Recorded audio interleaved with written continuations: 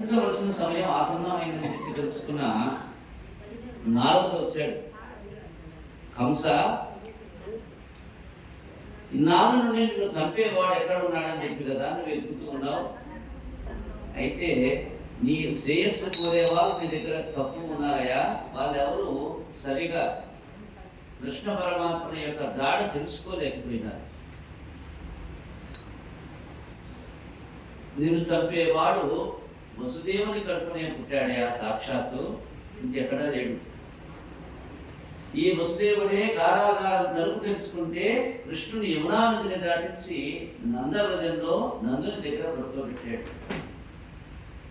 ఇతని కొడుకే నిన్ను చంపేవాడు అష్టమ గర్భంలో పుట్టాడని చెప్పి కృష్ణుని యొక్క జన్మ రహస్యాన్ని తెలియజేశాడట నారదుల వారు కంసునికి. అనగానే వసుదేవుని చంపేస్తానని కత్తి తీశాడు కంసుడు. అప్పుడు నారదుడు అన్నాడు, ఇప్పుడు నువ్వు వసుదేవుని చంపేస్తే నీ మృత్యు బోధయ్యా, నిన్ను చంపేవాడు ఎవడు? ఆయన అక్కడున్నాడు.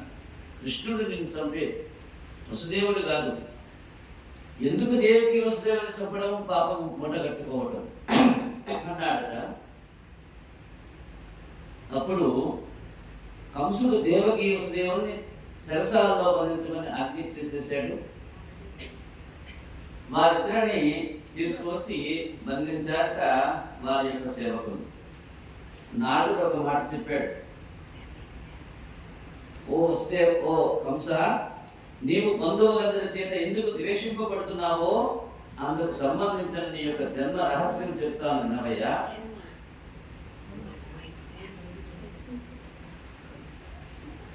చాలా మంది మా వంశంలో ఒక మహాపురుషుడు పుట్టాలని అంటూ ఉంటారు. మహాపురుషుడు పుట్టాలని అనుకున్నవాడు కావలసిన రీతిలో నడవగలిగి ఉండాలి. అలాంటి మహానుభావుడు ఉద్భవించాలంటే ఆ యొక్క వంశం ఉద్ధరించబడాలంటే అప్రతిహతమైన పుణ్యరాశిని ముట్ట కట్టుకోగలగాలి ఆ యొక్క వంశంలో. నారదుడు ఆ యొక్క రహస్యాన్ని తెలియజేస్తూ ఉన్నాడు. నీ వారు నీకు శత్రువులు, ఎందుకో చెప్తాను నేను. నీ తల్లి మహాప్రతిభత. ఆమె ఒకనాటి సాయంకాలం పుష్పవాటికలో విహరిస్తోంది. ఆవిడికి మృత్యు సమాగమం కాంక్ష కలిగింది. ఆ సమయంలో ద్రవిడుడు అనబడేటువంటి గంధర్వుడు ఇతరుల మనస్సును కనిపెట్టగలిగిన వాడు ఆ సమయంలో అదృశ్య రూపంలో తిరుగుతూ ఉన్నాడు అక్కడ ఆ యొక్క పుష్పవాటికలు. అతనికి ఇతరుల మనస్సు తెలుసు, చదివేస్తాడు. కొన్ని శక్తులు ఉంటాయి దేవతలకి. అలా అతనికి విద్య ఏమిటయా అంటే ఇతరుల యొక్క మనస్సులోని కోరికని వాళ్ళు చెప్పకుండానే తెలుసుకోగలుగుతారు. ఆ విధంగా ఆ యొక్క గంధర్వుడు నీ తల్లి యొక్క మనస్సును తెలుసుకున్నాడు. ఏమిటి అప్పుడు ఆమె మనసులో ఉన్నటువంటి కోరిక ఏమిటి అంటే విరహ వేదనతో ఉంది. కాబట్టి ఆ సమయంలోనే ఈ గంధర్వుడు ఎలా వచ్చాట, ఉగ్రసేనుడి రూపంలో ఆ విధంగా కనిపించాడు. ఎప్పుడైతే ఉగ్రసేనుడు అలా వచ్చాడో నా భర్త వచ్చాడని చెప్పి ఆ వచ్చిన వాడు తన భర్తే అని చెప్పి అనుకుంటూ ఉండగానే తనకెక్కడో ఏదో అనిపించిందట. వల్ల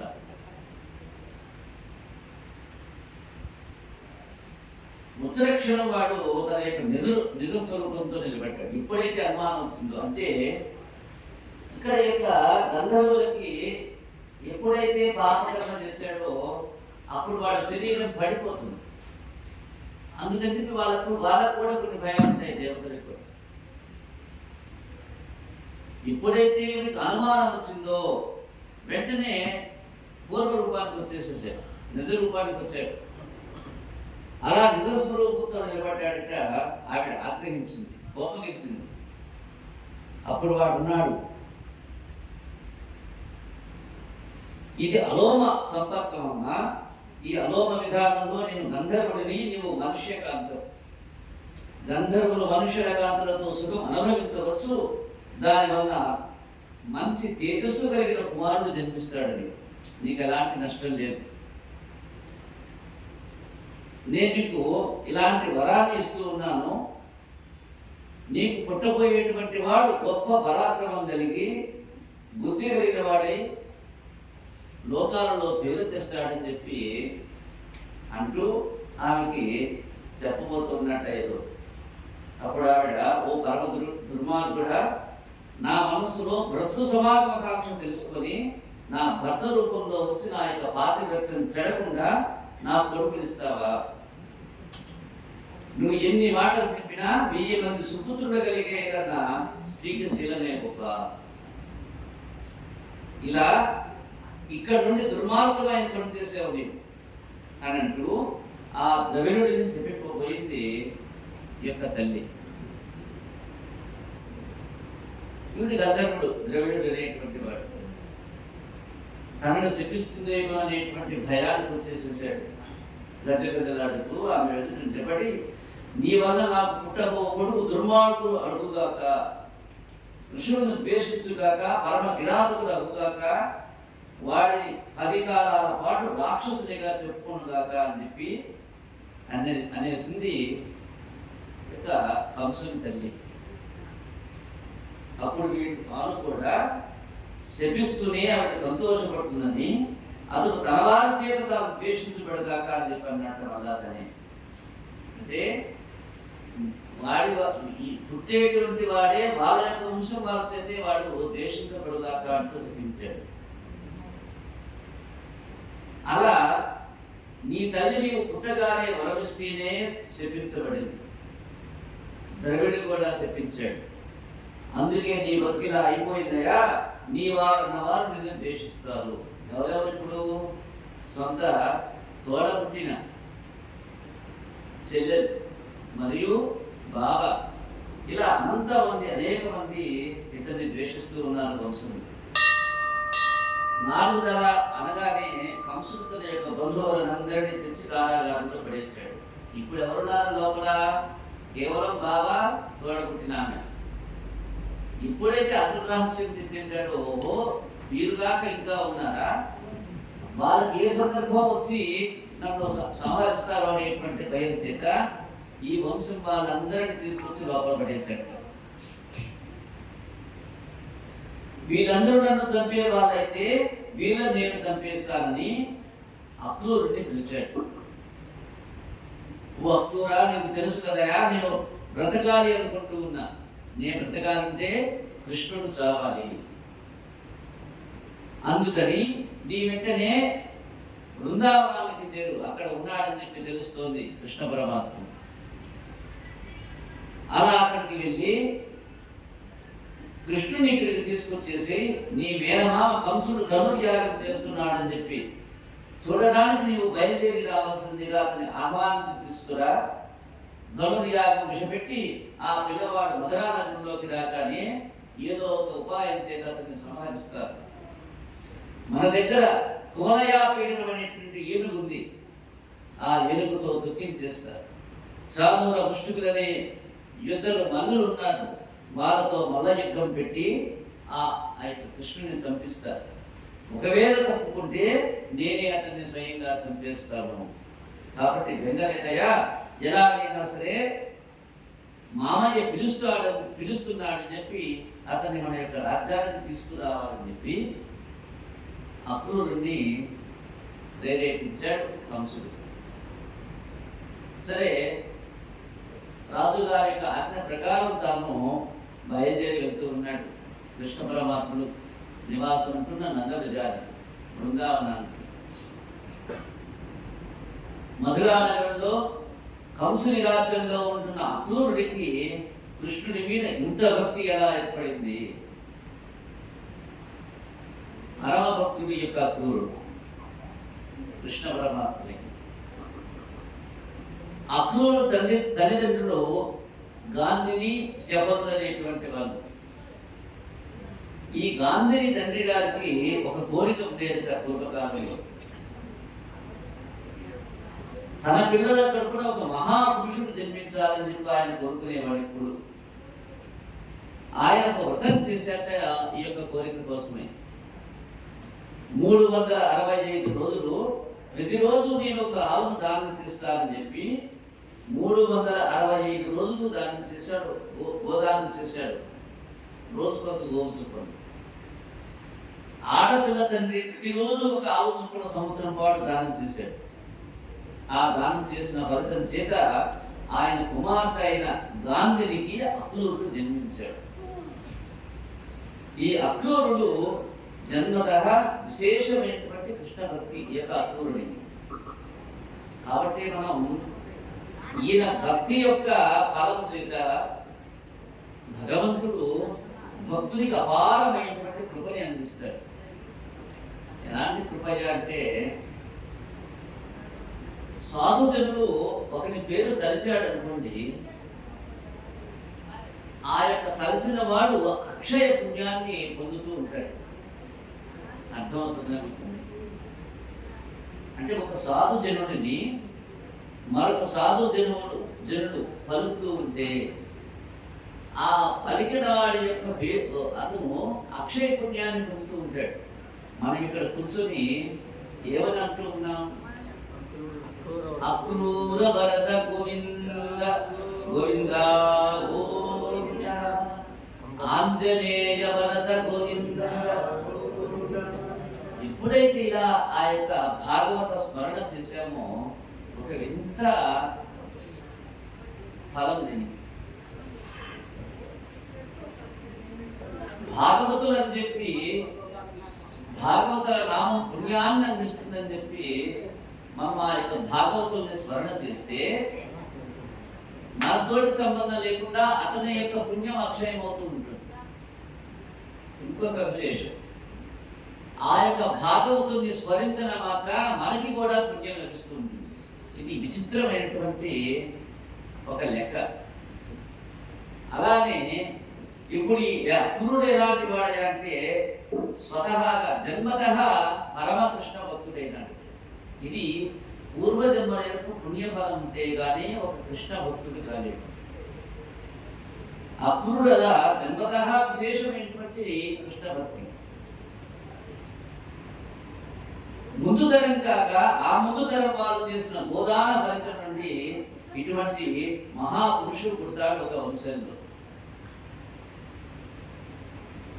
చూడండి, సహజతః ఏదో కారణం చేత, భయం చేత కావచ్చు, భక్తి చేత కావచ్చు, ఎవరో మహానుభావుల యొక్క బోధ చేత తాను శరీరము తిరిగి మనస్సు తిరిగి ఏదో ఒక సందర్భంలో చేసినటువంటి గోదానం యొక్క ఫలం చేత ఆ వంశంలోని తర్వాతి తరంలో ఒక మహానుభావుడు ఉపయోగిస్తారు.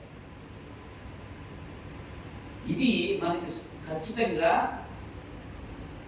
గరుడ పురాణంలో చెప్పబడుతుంది. ఇక్కడ ఈ అక్రూరుని యొక్క ఫలం ఏమిటయ్యా అంటే, పుణ్యం ఏమిటయ్యా అంటే, వీళ్ళ యొక్క తరంలో ముందు తరంలో వాళ్ళు గోదానం చేశారు. ఎవరు చేశారు? వీళ్ళ తాత చేశారు. చూడండి, వీళ్ళ తాతగారు తనకున్నది ఒక కూతురు అని చెప్పి ఆ కూతురికి పుణ్యఫలం అందడం కోసం అని చెప్పి ఒక దివ్య వ్రతం చేశాడని చెప్పారు. ఏమిటది? సంవత్సరం పాటు ప్రతిరోజు ఒక గోవు చొప్పున దానం చేశాడు. ఈ యొక్క గోదాన ప్రభావం చేత పరమ కృష్ణ భక్తులు ఉద్భవించాడు. ఈ అక్రూరుడు వంటి మహాపురుషుని వల్ల ఆ యొక్క వంశం తెలుస్తుంది. చూడండి, ఏం చెప్పాను నేను? ఒక పురుషుణ్ణి మనం కనుక ఉచ్చరిస్తే, స్మరిస్తే అతని యొక్క పుణ్యం పెరుగుతూ ఉంటుంది, మనకి పుణ్యం వస్తుంది. ఈ యొక్క మహాపురుషుడి యొక్క ఈ ఇతరు చేసినటువంటి పుణ్యకర్మ వల్ల ఆ వంశమే ధరిస్తూ ఉంటుంది. మీరు అంతే, పుణ్యకార్య ఫలం ఏమిటి అంటే అక్షయంగా పెరుగుతూ ఉంటుంది. ఎలాగైనా అంటే నీవు ₹1,00,00,000 అక్కడ పెట్టావనుకోండి, ఏమవుతుంటుంది? వడ్డీ వస్తుంది. దాన్ని ఖర్చు చేస్తూ ఉన్నాం అనుకోండి, ఏమవుతుంది? కరిగిపోతుంది. ఇదే పుణ్య పాపం యొక్క లెక్కలు కూడా ఇంతే. మనం డబ్బులే లెక్కేస్తాం, పాప పుణ్యాల లెక్కలు అసలు పెట్టరు. నాకు సుఖం లేదు సుఖం లేదు సుఖం లేదని చెప్పి అంటూ ఉంటుంది ఒక ఆమె. పాపం సుఖం లేకపోవడానికి కారణం ఏమిటని చెప్పి వెతికితే 10-15 ఎకరాల పొలం ఉంటుంది, మంచి ఇల్లు ఉంటుంది, ఒక జీతగాడు ఉంటాడు, భర్త ఏమో శారీరకంగా అన్ని అవయవాలు బాగానే ఉన్నాయి, ఒక కారు ఉంటుంది, పిల్లగాడికి అమెరికాలో ఉంటాడు, కూతుర్నేమో ఇంజనీరింగ్ ఇచ్చి పెళ్లి చేస్తారు, కానీ సుఖం లేదంటుంది, శాంతి లేదంటుంది. ఏమిటయా కారణం అంటే అక్షయం అక్షయం.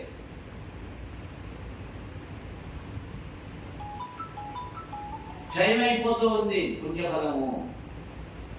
కాబట్టి ఇక్కడ యొక్క అక్రూరుడు వారు గతంలో చేసిన వారి యొక్క పుణ్యఫలం వల్ల ఇతనికి పరమ భాగవతోత్తముడి యొక్క లక్షణాలు వచ్చేసి ఈ పరమ కృష్ణ భక్తుడైపోయినాడు. అలా చేస్తే ఉద్ధరించగలిగిన మహాపురుషుడు ఆ యొక్క జన్మ వంశంలో జన్మించాడు. ఆయనే అక్రూరుడైనాడు. అక్రూరుడు ఏమి నా అదృష్టం అని చెప్పి పొంగిపోతూ ఏం ఆదేశించాడు కంసుడు? నువ్వు అర్జెంటుగా వెళ్ళాలి, నందపురం చేరాలి, బృందావనం చేరాలి. బృందావనంలో బలరామకృష్ణుని ఇక్కడికి తీసుకురావాలి, నేను యాగం చేస్తున్న విషయం అక్కడ తెలియజేయాలి అన్నాడు. ఆహా, నాకంటే అదృష్ట కొత్తడు ఎవరని చెప్పి అనుకుని తీసుకురావడానికి బయలుదేరి వెళ్ళాడు. అందుకే నమస్కారానికి అక్రూరుని చెప్తారు. అలా వెళ్తూ ఒకసారి భూమి మీదకి చూశాడు. అక్కడ దివ్య రేఖలతో కూడిన చిన్ని చిన్ని పాదాలు కనిపించాయి ఆ యొక్క అక్రూరునికి, పరమ భక్తుడైన అక్రూరుడికి. అంటే ఆలమందులతో కృష్ణుడు అడుగా వెళ్ళి ఉంటాడని భావించాడు. చూడండి, ఈయన నిత్యం ఏం చేస్తూ ఉన్నాడు? హరినామస్మరణ చేస్తూ ఉన్నాడు, కృష్ణ భజనలు చేస్తూ ఉన్నాడు, కృష్ణ సేవ చేస్తూ ఉన్నాడు, అర్చన వందనాలు అర్పిస్తూ ఉన్నాడు నిత్యం కృష్ణ పరమాత్మునికి. ఈ పరంపరలో ఆయన కాలి యొక్క ముద్రలు ఎలా ఉంటాయో ఆయన గుర్తించాడు.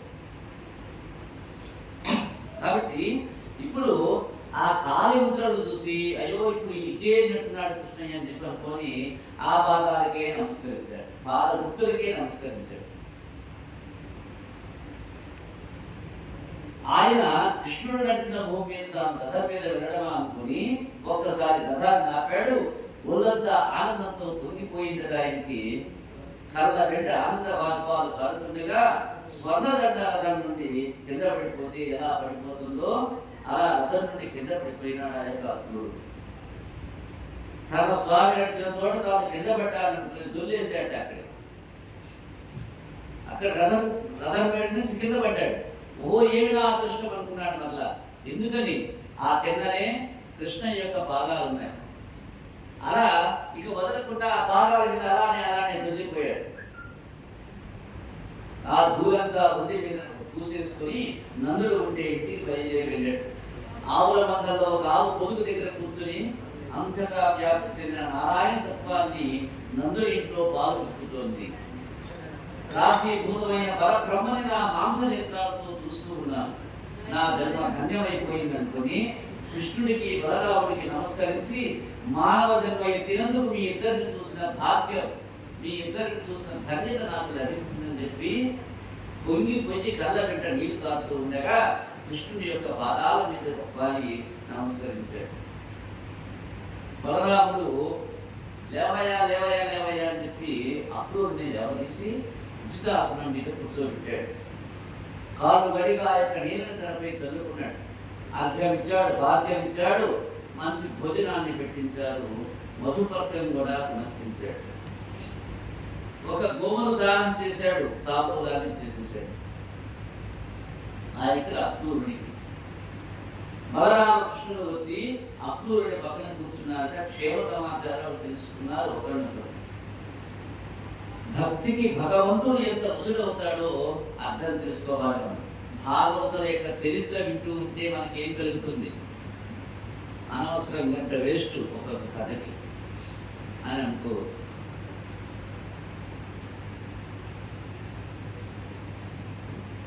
భక్తికి భగవంతుడు వసుడవుతాడని పట్టు ఉంది భాగవతం. అక్రూర మధురలో అందరూ కుశలమా అని చెప్పి అడగబుద్ధి వేయాలి. ఎందుకని ఒక ధూర్తుడు, ఒక దుష్టుడు, ఒక దుర్మార్గుడు రాజ్యపాలన చేస్తూ ఉంటే ప్రజలు ఎలా క్షేమంగా ఉంటారు? అవునా కదా? ఒక దుర్మార్గుడు రాజ్యపాలన చేస్తూ ఉంటే ప్రజలు సుఖంగా ఉండగలరా? ఎందుకని దుర్మార్గుడు కుర్చీలో ఉంటే అధర్మం రాజ్యం వెళ్తుంది. అధర్మం ఎక్కడ ఉంటుందో అక్కడ సుఖం ఉండదు, శాంతి ఉండదు. కాబట్టి ఇక ప్రత్యేకించి అడగాల రాజ్యం ఎలా ఉందో పల్లె. అందుకని ప్రభువు ధూర్తుడైతే ఉన్న చోట క్షేమం ఎక్కడ ఉంటుందని చెప్పి అనుకుని కంసుడు పాలిస్తుండగా మొదలులో ప్రజలు క్షేమంగా ఎలా ఉంటారని చెప్పి మనస్సులో అనుకుని, అయా ఓ అక్రూర, ఈ పని మీద ఎంత దూరం మీరు ఏం చేశారని చెప్పి అడిగారట బలరామకృష్ణుడు ఇద్దరు. అక్రూరుడు అన్నాడు, ఓ మహానుభావ, మీకు తెలియని విషయం కాదయా, కంసుడు ధనుర్యాగం అనేటువంటి విషయంలో మల్ల యుద్ధాన్ని ఏర్పాటు చేశాడు. నేనందుడు కాబట్టి మిమ్మల్ని ఆహ్వానిస్తూ ఉన్నాడు. కానీ ఇది భాష్యము మాత్రమే, అంతరంలో ఏముంది? ఆయన కోరిక వేరు మనస్సులో. మీ ఇద్దరిని చంపడం కోసం మధుర పిలుస్తూ ఉన్నాడు మిమ్మల్ని. దానికి నన్ను నియోగించాడు మిమ్మల్ని తీసుకురావడం. ఎందుకని? నేను నీ పరమ భక్తుడిని, నీవు పిలిస్తే, నేను పిలిస్తే మీరు వెంటనే ఆ యొక్క కంసుడి దగ్గరికి వస్తారనేటువంటి ఆలోచనతో నన్ను ప్రేమాయించాడయ్యా. మీ శక్తి సామర్థ్యాలు నాకు తెలుసు. మీరు దీపాలు లాంటి వాళ్ళు. అంటే దీపం పట్టుకుంటే ఏమవుతుంది? కాలిపోతుంది. మీరు దీపాలు లాంటి వారు. మీ మీద పడిన విడుదల కాలిపోతాయి. కాబట్టి ఈ రీతిగా ఆయన మిమ్మల్ని సేవించుకుందామని చెప్పి నేను మీ దర్శన భాగ్యాన్ని పొందడానికి వచ్చానని చెప్పి నమస్కరించాడు. వెంటనే కృష్ణ పరమాత్మ అక్కడ ఉన్న పెద్దల్ని పిలిచి, మీ అందరూ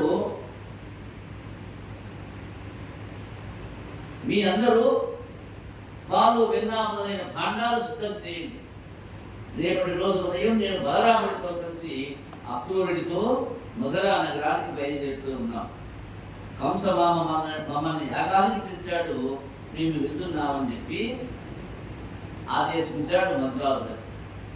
ఈ వార్త బృందావనంలో ఉప్పు మంది కృష్ణునితో గోపకాంతలు విపరీతమైన అనుభవం పెంచుకున్నారు. ఇప్పుడు వారి అనుబంధం అమోఘంగా ఉంది, అనిర్వచనీయంగా ఉంది.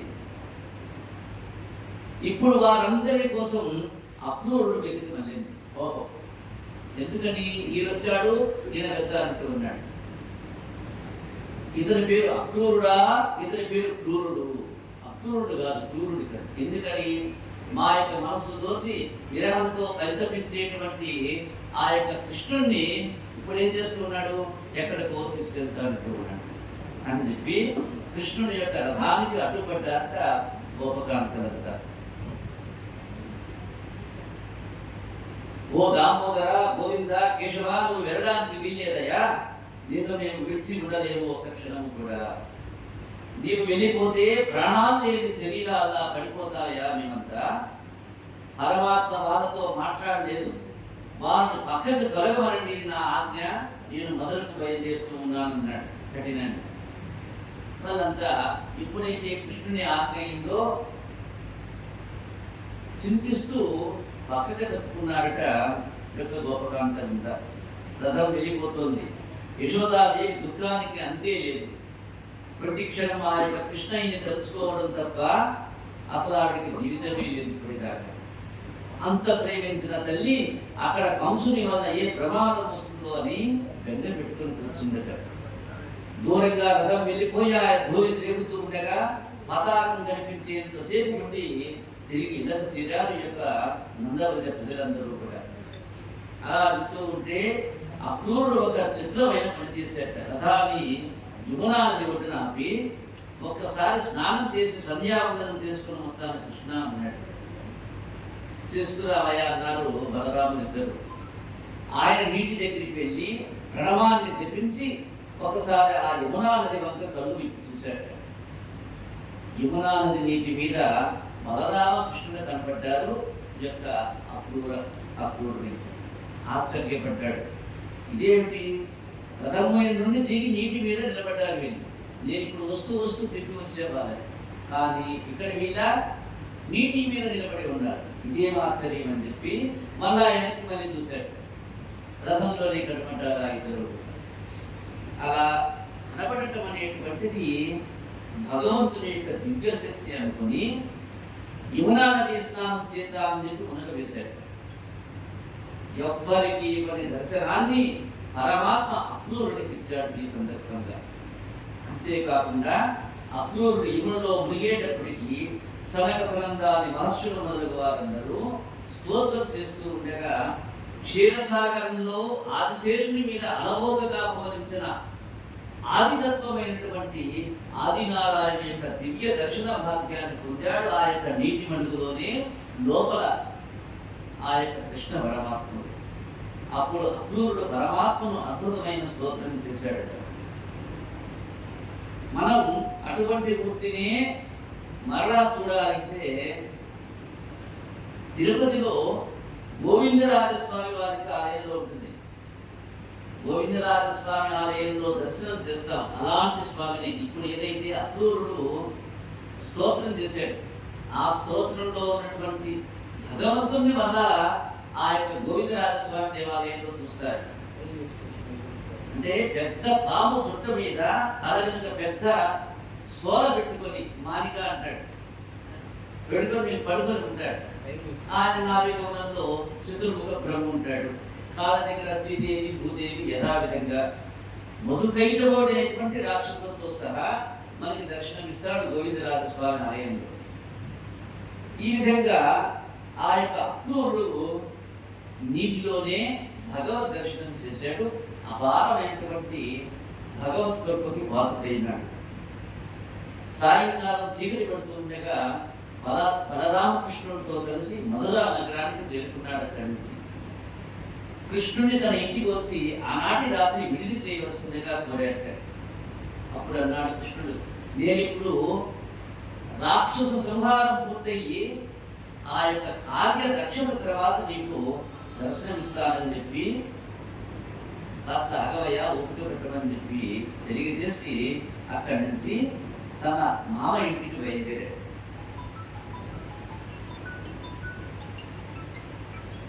మరునాటి ఉదయం ఏదైతే కంసుని ఇంట నిర్వహించబడుతున్నటువంటి ధనుర్యాగం అయితే ఏదైతే ఉందో అక్కడికి బయలుదేరారు. బలరామకృష్ణుడు చేసిన గొప్ప చేష్టితాలు తెలుసుకున్నటువంటి వారైన మధురా నగర వాసులు మేడ మీద నిలబడి వారిని చూస్తూ ఉన్నారు. బలరామకృష్ణులు ఇద్దరిని కూడా ఎంతో ఆనందంగా బలరామకృష్ణుడు మధురా నగరంలో రాజవీధిలో నడుస్తూ ఉన్నారు. కంసుడికి బట్టలు ఉతికే చాకలి వాడు పట్టు బట్టలన్నీ ఉతికి మూటలు కట్టుకొని తల మీద పెట్టుకొని వెళ్ళిపోతూ ఉన్నాడు. ఆ సమయంలో కృష్ణుడు అతన్ని పిలిచాడు, అయ్యా మేము నందమహారాజు గారి బిడ్డలు, మాకు కూడా ఒక పట్టు పంచేగు కట్టుకుంటామన్నాడు. అప్పుడు ఈ యొక్క రాజుగారి కంసుని యొక్క చాకలి కృష్ణుడితో అన్నట్టు చాలా పొగరుతనంతో మాట్లాడాడు. ఈ విషయం మా కంస మహారాజుకి తెలిస్తే ఎంత ఆగ్రహం వస్తుందో తెలుసా? మీరేమిటి మహారాజు గారికి పట్టుబట్టలు అడగడం ఏమిటి? ప్రాణాలు పోతాయి, జాగ్రత్త అని చెప్పి హెచ్చరించాడు. మీకు పెరుగు నీటి తాగడం తప్ప ఇంకేం చేద్దామని చెప్పి ఇలా మాట్లాడుతున్నారు. ఓహోహో అదేలే, పాలు నెయ్యి తాగిన వాడికి కొవ్వు బాగా ఎక్కువ అవుతుందట, అందుకు అందుకే మీకు ఈ బలం వచ్చిందని చెప్పి అనుకుంటూ ఉన్నాను. ఇవి సాక్షాత్ కంసమహారాజు గారు కట్టుకునే పంచలయ, ఇది మీకు కావలసిన వచ్చాయ, వెరీ మాటలు మాట్లాడకండి, కొన్ని అవతల కంటే మీసరించి మాట్లాడట ఆయన చాలి.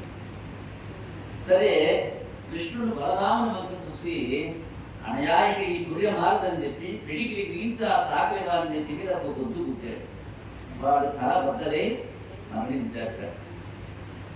ఈ రజకుడు ఎందుకు చంపాడు మనకి భాగవతంలోనే తెలుస్తోంది. చాకలి వారి గొర్రె ఇప్పటిది కాదు, అది త్రేతాయుగం నాటి గొర్రె అంటూ ఉన్నాడు.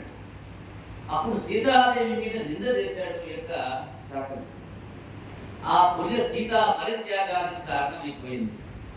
ఈ గొర్రె ఎప్పటికైనా మారుతుందేమో అని చెప్పి భగవంతుడు అవకాశం ఇస్తూనే ఉన్నాడు. ఈ జన్మలోనైనా ఒక మంచి మాట మాట్లాడడం అనుకుని అలాంటి వీడిని అనుగ్రహిద్దామని చెప్పి అలా పోయేటువంటి సాకల్యాపు మరి అడిగేట భగవంతుడు. సరే,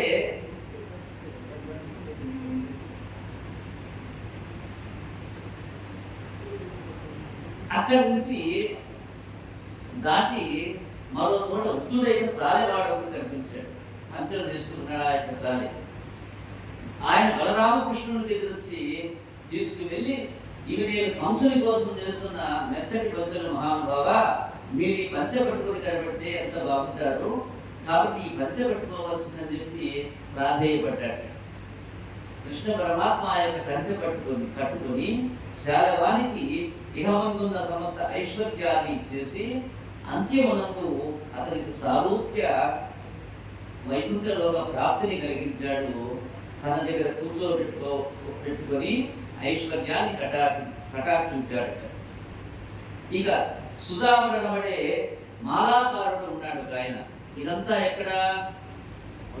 కంసుని యొక్క రాజ్యంలో జరుగుతుంది, మధురా నగరంలో. సుధాముడు అనేటువంటి మాలాకారుడు ఉన్నాడు. ఆ మాలాకారుడి దగ్గరికి వెళ్ళారు. ఆయన కంసునికి పుష్పమాలలు కడుతూ ఉంటాడు. ఆ మాలాకారుడు వీరికి ఎదురొచ్చి లోపలికి తీసుకువెళ్ళి కూర్చోబెట్టి అర్ఘ్యవాద్యాలు ఇచ్చాడు. కృష్ణ, నా జన్మ ధన్యమైందయా, పిలవకుండానే వచ్చారు నా యొక్క ప్రధాని. ఏమో కృష్ణం మాది, మీరిద్దరు ఇవాళ నా దగ్గరికి ఇచ్చేశారు, దయచేసి నేను ఇస్తున్న ఈ పుష్పమాలని అలంకారం చేసుకోవాల్సిందని చెప్పి పుష్పమాలను అందించారట కృష్ణుడు మరియు బలరాములకి. అప్పుడు పరమాత్మ పొంగిపోయి, నీకేం కావాలో అడగవయ్యా, ఇచ్చేస్తానంటే ఆనాడు మాలాకారుడు మనం అందరం పూజలో చెప్పవలసిన దాన్ని అడిగాడు. ఏమన్నాడు? నీ పాదకమల సేవయు, నీ పాదార్చుగల తోడి నెయ్యను, నితాంతదాపరభూత దయయును, దాపసమంగారణాకు దయసేయకదే. ఇదే అడిగాడు. అయా, సాక్షాత్తు పరమాత్ముడివి, పరబ్రహ్మవు, పరమైశ్వర్య చిత్తము కలిగినటువంటి నీవే నా యొక్క ఇంట అడుగు పెడితే ఆ పాదం చాలటయ్యా నాకు, అది చాలు కదా, నాకు ఇంకేం కావాలి. నీ పాద కమల సేవయు, నీ పాదార్చుగల తోడి నెయ్యమును, అంతకంటే ఏం కావాలి? నీ పాద కమల సేవే చాలు నాకు. అపారభూత దయ ఉన్నటువంటి నీవు నా ఇంట అడుగు పెట్టడమే నాకు ఐశ్వర్యమయ్యా. కేవలం బ్రతికేయటం కాదు తండ్రి, ప్రతి క్షణం నీ పాద కమల సేవ చేసుకునేటువంటి భాగ్యాన్ని ఇవ్వాలి. ఎవరెవరు నీ పాదాలు పట్టి పూజ చేసే మహాభక్తులు ఉన్నారో వాళ్ళతో నాకు స్నేహం కావాలి. ఏ పదార్థం చూసినా అది భగవంతుడే అని నేను భావించి ప్రేమించగలగాలి. దానికి ఎల్లలేదయ్యా, పూర్ణమై ఉండాలి. అంతా ఇంతని కాదు, సంపూర్ణంగా నాకు ఆ యొక్క భాగ్యాన్ని ప్రసాదించు. ఈశ్వర, నాకు అటువంటి భక్తిని ప్రసాదించమని చెప్పి ప్రశాంతంగా అడిగాడు భగవంతుడైనటువంటి కృష్ణ పరమాత్ముని ఆ యొక్క మాలాకారుడు. వెంటనే కృష్ణయ్య పొంగిపోయి అమితమైనటువంటి ఆనందంతో ఉన్న ఆ యొక్క మాలాకారుడికి ఆలింగన సౌఖ్యాన్ని ప్రసాదించాడు. తదనంతర కాలంలో ఆ ప్రదేశాన్ని దాటి ముందుకు బయలుదేరాడు. ఒక ముద్ద ఎదురొచ్చింది భగవానుడికి. ఇవన్నీ దశమస్కందంలో గొప్ప రహస్యాలు. ఇవి మనం తెలుసుకోవలసిన ఘట్టాలు. మనం దశమస్కందంలో ఉన్నాం. ఎదురొచ్చిన కుబ్జ త్రివక్ర అంటే 3 వంకలు తిరుగుతున్నారు. భూమి వల్ల ఆమె శరీరంలో 3 వంకలు వచ్చేసాయి. ఆవిడ ఎదురు చూస్తోంది. ఎవరి కోసం? కృష్ణయ్య రాక కోసం. ఎప్పుడెప్పుడు మధుర వస్తాడా అని చెప్పి ఎదురు చూస్తూ ఉంది. ఈమె అందంగా ఉండదు చూడటానికి. కృష్ణుని వంక చూసిందా? చూసి, అయా నన్ను కుబ్జంటారయ్యా, ఊళ్ళో వాళ్ళందరూ త్రివక్ర అని చెప్పి పిలుస్తారు నన్ను. ఓ కృష్ణయ్య, నీవు చూస్తే చాలా అందంగా ఉంటావు. నీకు దృష్టి తీతలాగా నీ ఎదురుగా నేను నిలబడి ఉన్నా. నేను గంధపు చెక్క మీద గంధం తీస్తూ ఉంటానయ్యా. పరిమళ ద్రవ్యాలు సిద్ధం చేస్తా. వాటిని కంస మహారాజు పట్టుకుని వెళ్తారు. ఆయన వాటిని తన ఒట్టికి రాసుకుంటాడయా. అసలు అందం అంటే ఏంటో ఇవాళ నీలో చూశాను నేను మొట్టమొదటిసారి. ఈ గంధాన్ని రాసుకుంటే ఈ గంధానికి ఈ గంధానికి నీ రాసిన గంధం రాసుకుంటే ఈ గంధానికి అందం వస్తుంది ఓ స్వామి, కొద్దిగా ఈ గంధం రాసుకుంటావా అని చెప్పి ప్రాధాన్యపడింది పూజ. కొద్దిపాటి గంధం ఇచ్చినందుకు పరమాత్ముడానికి ఎవ్వరికి దొరకని విచిత్రమైన సాహిత్యాన్ని ప్రకటించాడు.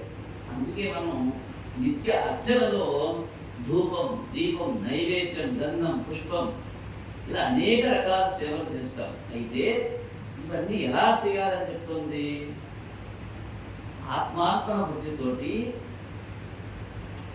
అక్కడ మనం పరమాత్మని స్వయంగా చేస్తూ ఉన్నట్లుగా, ఆయన రూపం ఎదురుగా ఉన్నట్లు, ఆయన శరీరం ఎదురుగా నేను కూర్చున్నట్లు, ఆయన యొక్క చేతికి నేను గంధం రాసుకున్నట్లు, ఆ యొక్క మనస్సులో దాన్ని ఆస్వాదిస్తూ మనం రమిస్తూ ఆయన పూజా విధానాన్ని చేయాలి.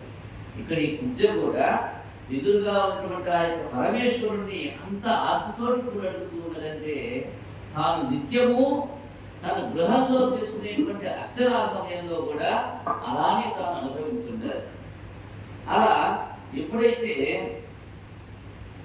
కొద్దిపాటి గంధాన్ని ఆప్యాయంగా ప్రేమగా ఆ యొక్క పరమాత్మని అందించిందో పూజ, వెంటనే పరమాత్ముడు ఎవ్వరికి దొరకని విచిత్రమైన సాయుధ్యాన్ని చేసేసాడు. పూజ పాదాన్ని తన యొక్క కుడి పాదంతో దొక్కాట. కుడి కాలుతోటి ఆమె యొక్క పాదాన్ని దొక్కిపెట్టి తన చేతి రెండు వేలని పూజ గడ్డం కింద ఇలా పెట్టుకునికలా అన్నాడు. ఇంత మాత్రం చేత అలా ఇచ్చేసరికి పూజ 3 వంకర్లు కరిగిపోయినాయి. ఆమె అందమైన సౌందర్య రాసైపోయింది. ఇల్లు లేని వాళ్ళని పూర్వం పాంధులు అనేవారు. ఇల్లు ఎవరికి ఉండదో వాళ్ళని పాంధులు అనేవారు. అలాంటి వారంతా పూర్వం శైలంద్రి ఇంట్లో ఉండేవారు.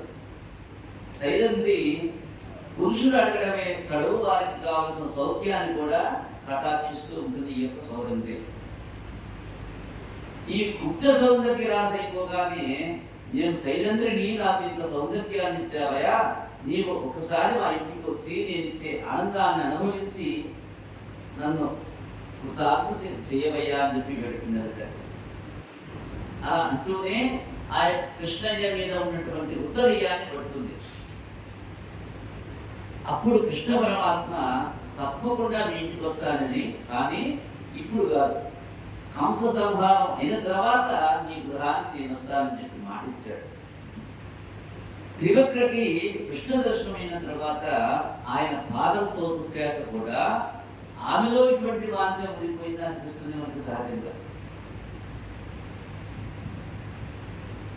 మీరు భాగవతాన్ని శ్రద్ధగా ఆలకించాలి, జాగ్రత్తగా అర్థం చేసుకోవాలి. దానికి కారణం ఏంటి అంటే, త్రివక్రం అంటే ఏమిటి అసలు? 3 వంకరలు.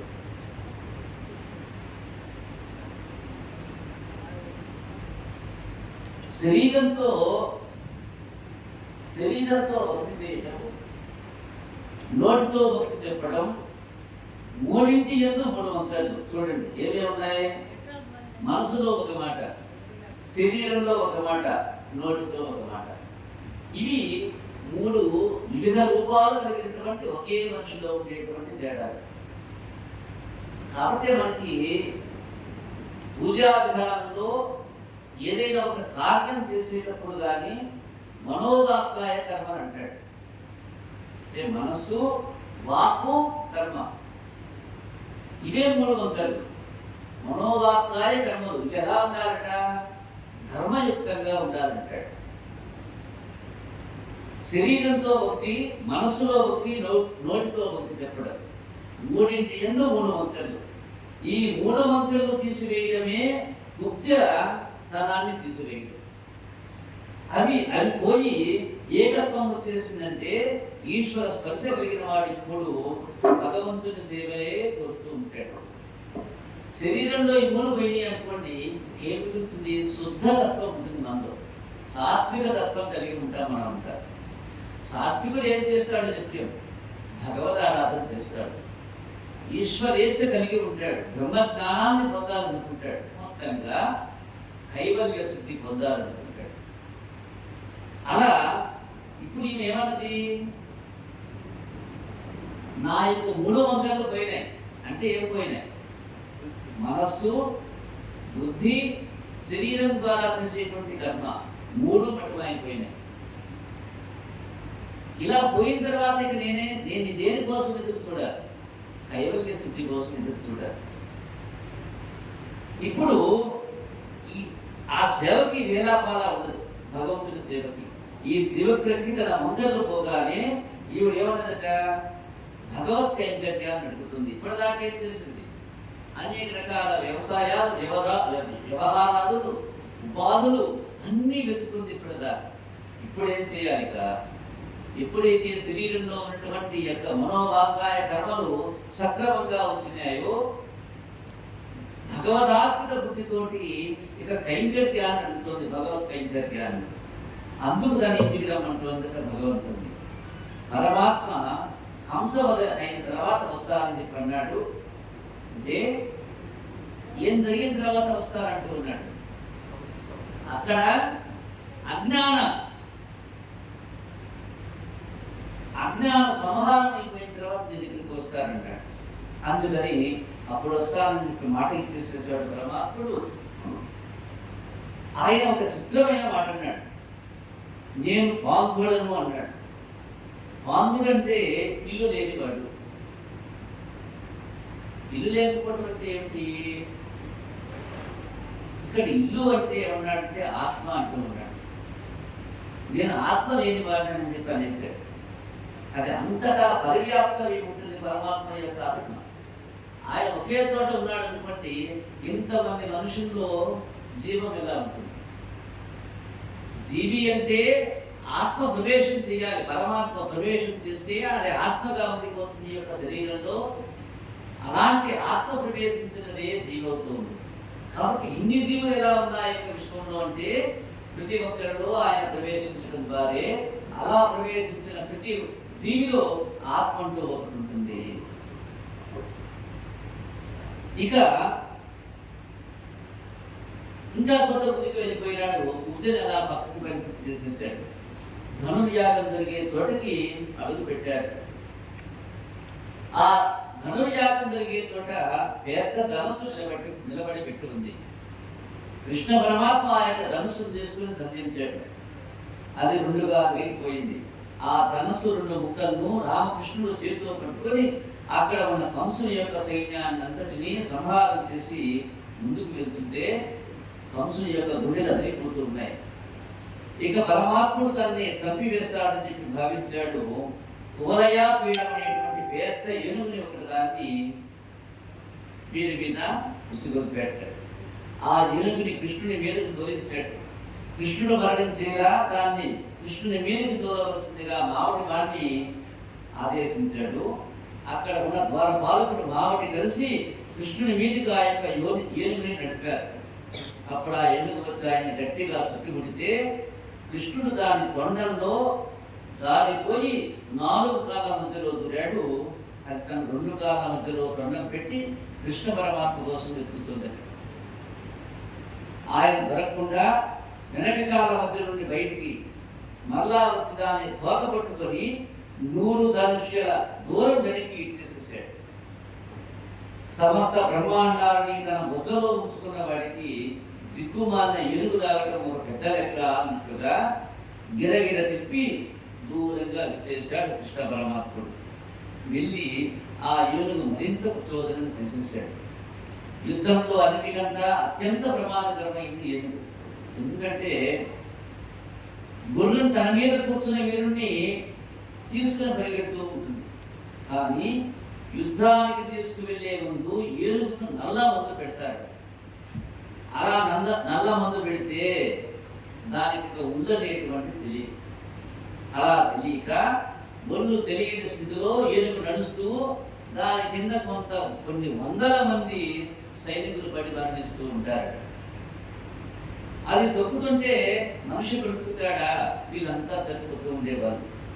తొండం పెట్టి కొడితే వాడు వస్తాడు, దంతం పెట్టి పొడిస్తే వాడు చూస్తాడు, అది ఎవరి మీదైనా పడితే వాడు చచ్చిపోతాడు. కాబట్టి ఏనుగంత ప్రమాదకరమైనటువంటిది యుద్ధంలో మనకు ఉండదు. అటువంటి ఏనుగుని కృష్ణుని మీదకి పురికొల్పాడు కంసుడు. అది చిన్ని కృష్ణుని మీదకి పరిగెడుతూ వస్తుంది.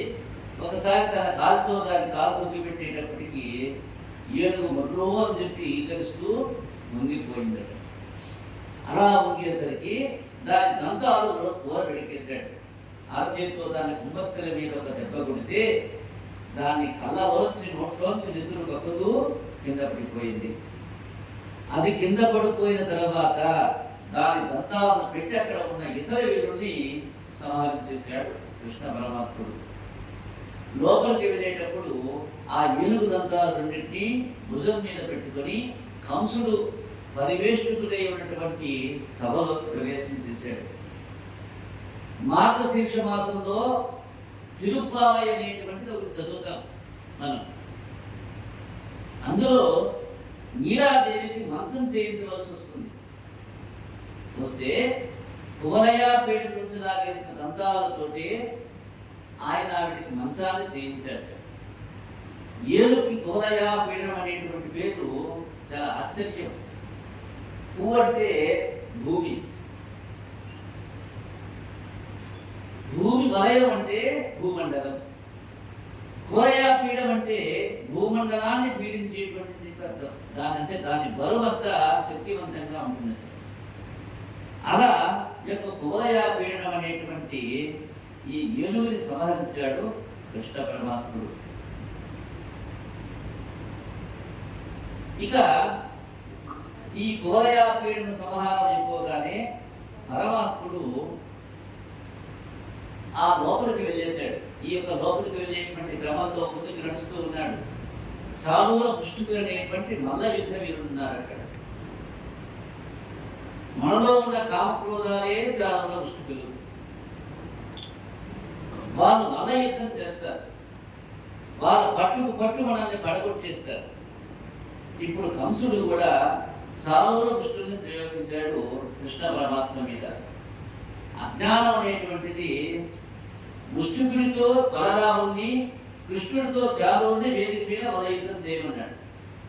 వాళ్ళిద్దరు భయంకరమైనటువంటి మల్ల యుద్ధ ప్రముఖులు ఆ యొక్క రాజ్యంలో. వాళ్ళతో ఇంత చిన్నపిల్లలకు యుద్ధం ఇవ్వండి అని చెప్పి అక్కడ ఉన్న వాళ్ళు ఆశ్చర్యపోతూ ఉంటారు.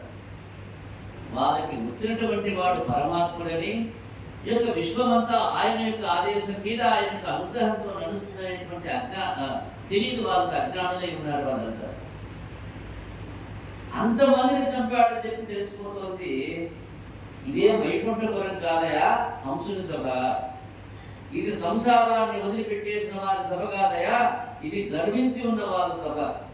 ఇది నారదుడు మీదే వీర కాదు, ఇది కారదండం లాంటి నా పిడిగుర్తు. ఇది లక్ష్మీదేవితో పరాచకారాటం కాదు. ఓ పిల్లవాడా, పిల్లముగా మాతోటి యుద్ధం చేస్తావా నువ్వు? ఎక్కడికి పారిపోతావు? రా ముందుకు రమ్మన్నాడు.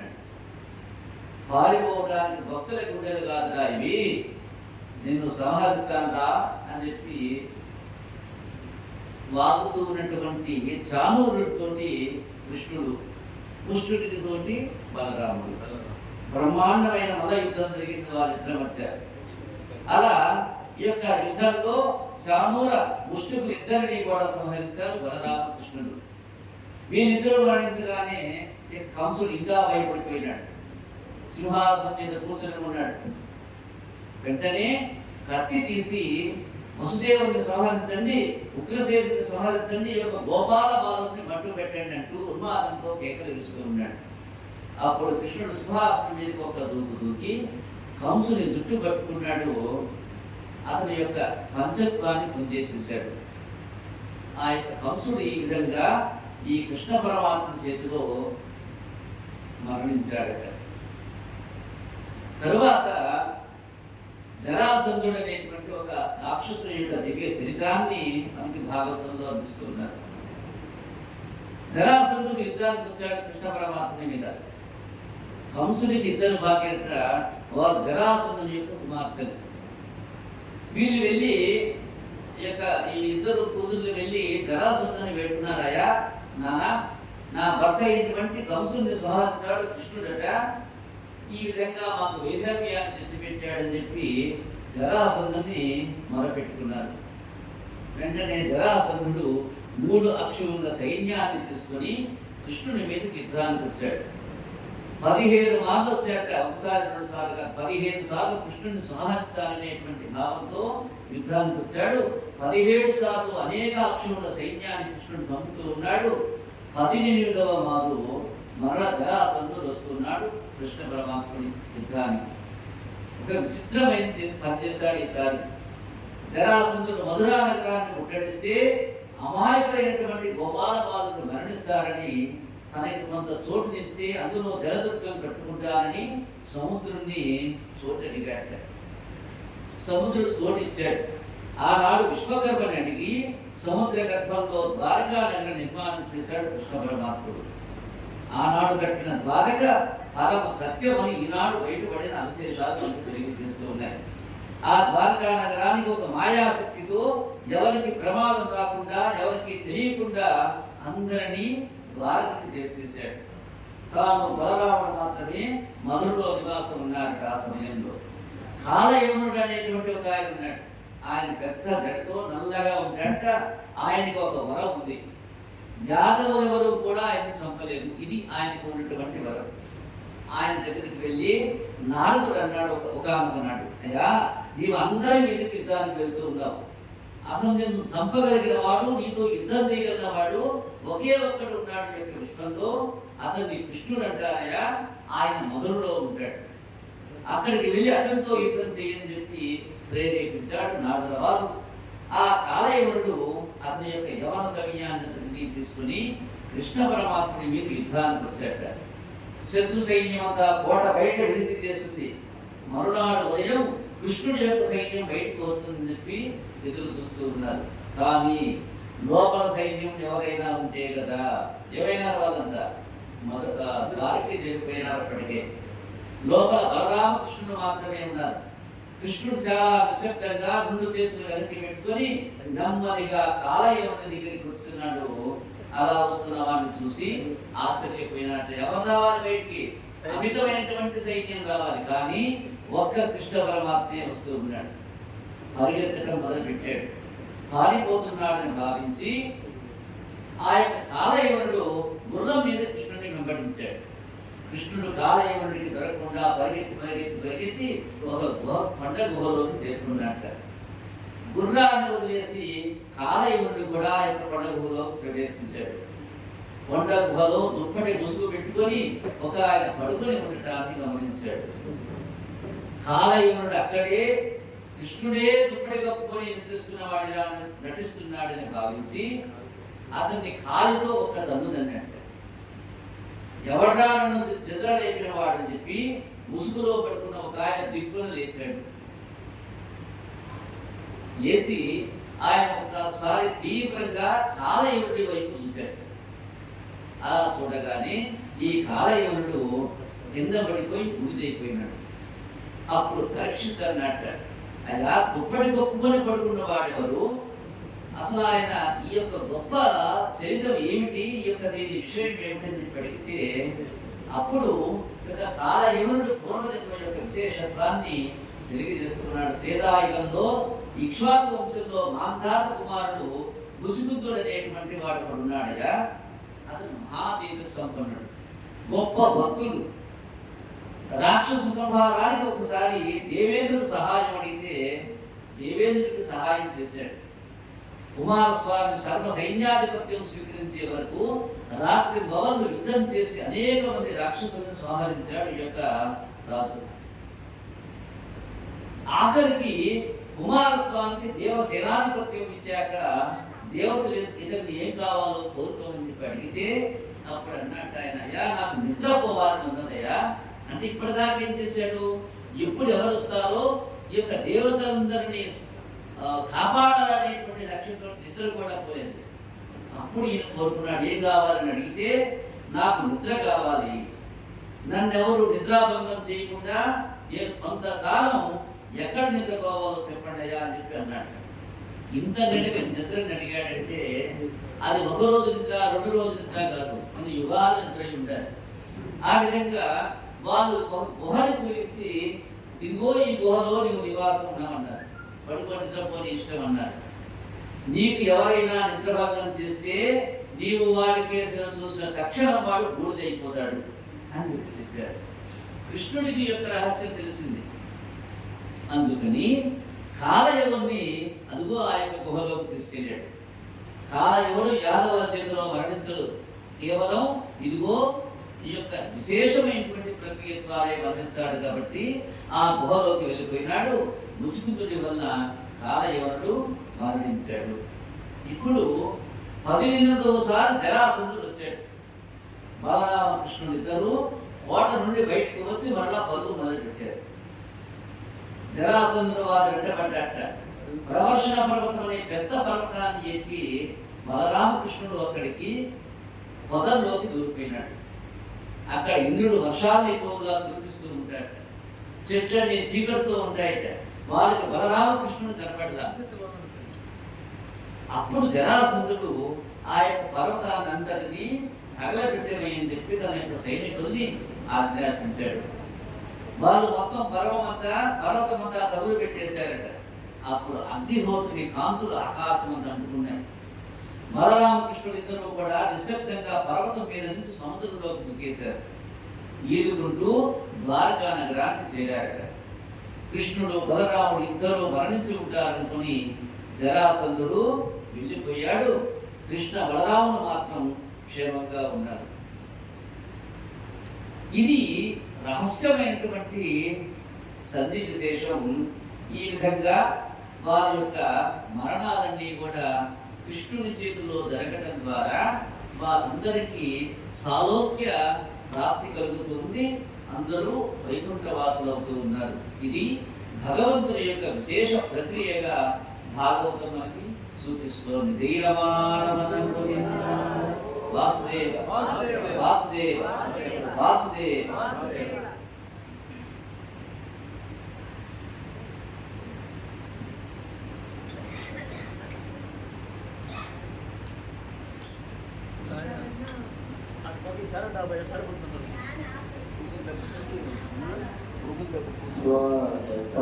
కృష్ణ